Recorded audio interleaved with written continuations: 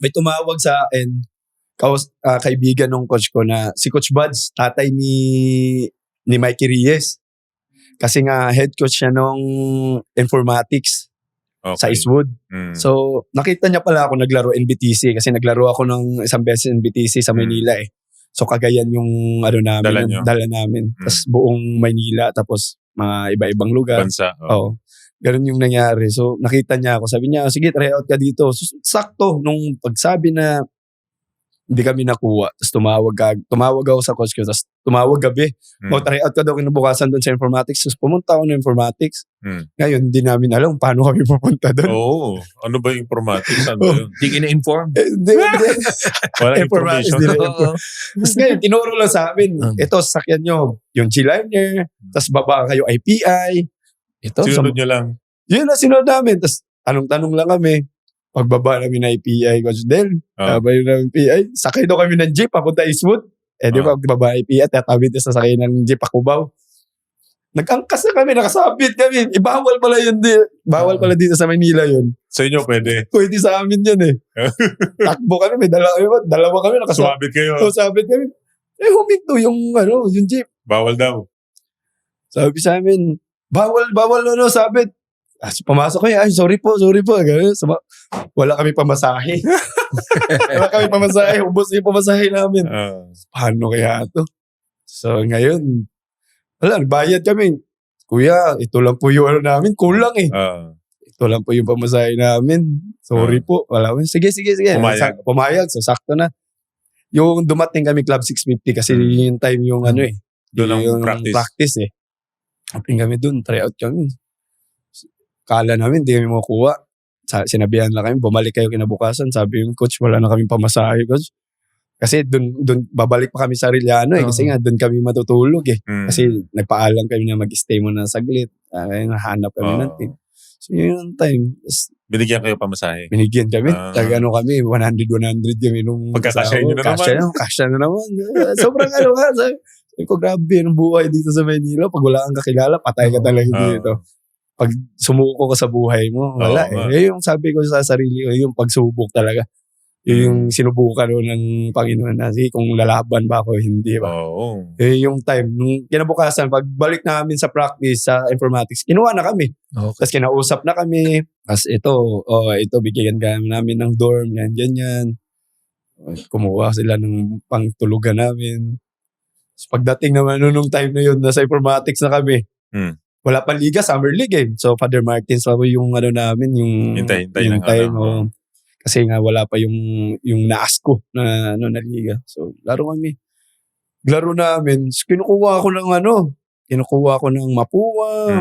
Siguro, Ateneo lang hindi ang kumuha. Tapos, kinuha ulit ako ng Arellano. Oo, kinuha ako. Sabi ko, hindi ba? Anuin ko muna to. Siguro, itong stay muna ako sa informatics ng 2 years. Kasi bata pa ako nung Diyos eh. 17, tapos 2 years. Pahinog. Ayun, tapos sakto, nung dumating na yung liga ng na-ASCO, okay na. So, ganda laro mo. Ganda. Rookie of the Year. Mythical 5. So, dahan-dahan na nagbunga yung sabi ko, ito na siguro to. Pero nung time na yun na hindi pa nag-start yung na-ASCO, iyak din ako. Siyempre, iyak kasi nga, akala ko sarap na ng buhay ko eh. Inuubusan kami ng pera kasi nga per week namin 500. Mahirap pagkasya yun. Mahirap.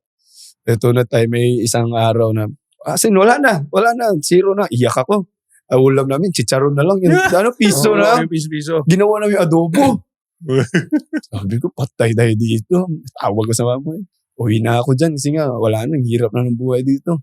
Tapos yung umaga namin, may Angel's Burger kasi sa daan namin, buy one take one, 32 pesos. Pagkasyahin ko yun, 2 yun. Umaga sa tanghali para nakaplano na. Oo, nakaplano na agad. Ang hirap ng buhay kahit mayroon kang ganitong trabaho pero wala ka kasing kakilala eh. Kaya sabi ko sa sarili ko, sige, tiis. Ngayon, nung umiiyak ako, tumawa ko, coach, uwi na ako kinabukasan, pwede niyo pa bilhan ng ticket. Sinabihan ako ng coach ko, si Coach Buds, na wag. Kasi nga may plano ako sa'yo, ganyan. So, naiwala talaga ako. Sa kanya ka nakinig? Stay ako. Sige po, coach. Ngayon, pinadalan kami ng buckets na chicken joy. Sarap na naman ang buhay. Kain na naman. Sabi ko, sige, hindi talaga tayo pinapabayaan ito. Sige, laban lang. Yan time. Nakaraos. Yan. Tapos, nag-decide na si coach, pagkatapos nung na-ask ko, nag-decide na si Coach Buds na, sige, mamili na tayo ng school. So, 1 taon lang nilaro mo? 2 taon. 2 taon pa rin. Kasi nga, isang 17 at saka isang 24 under. 17 unders. Kumbaga, doon ako nag-stay. Tapos nag-decide na siya na kasi ang dami nang kumuha, tumatawag na sa kanya, nag-uusap na kami. Sige coach, kung saan. Ang kabagsakan ko, Arellano pa rin. Arellano pa rin. Kasi sabi ko, wala ng player, ganyan. Kasi nung nasa probinsya kasi ako, lagi namin pinapanood, Arellano Arellano, San Beda, ganyan. Tapos halos lahat ng mga taga CDO nandun pumunta sa Arellano. So, sabi ko, stay ako sa Arellano. Arellano pa rin. Kasi nga, takot din sa ballpen ba? Takot na time Takot sa ballpen. Oo. Sa Arellano, natuto naman ako. Ayan. Aral tayo. Ayan, papasok lang. Papasok. Kinig lang sa mga teacher. Ayun, natuto. Isipin mo, kukuha Lasal. Anong gagawin mo? Yung time na yun, sila Almond, sila... masikip din. Masikip, yung mga ng time.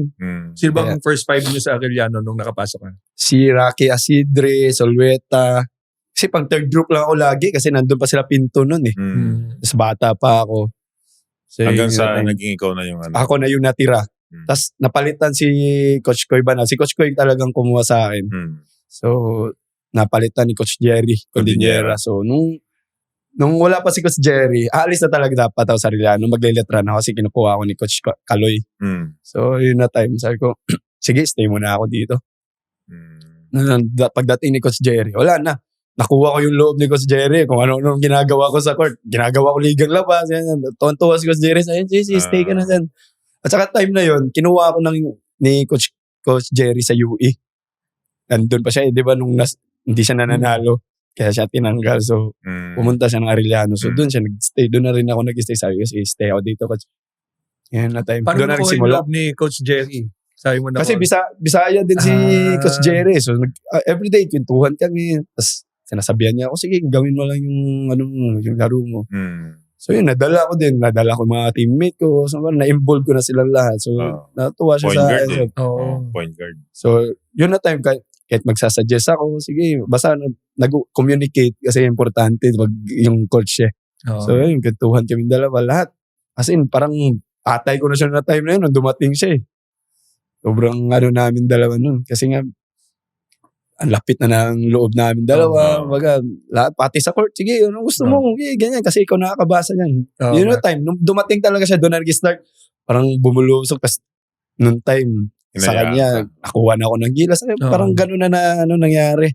So, binigyan ka ng dire-diretso na. kumpiyansa ng coach Binigyan niya. Siya po talaga yung nag-ano sa akin.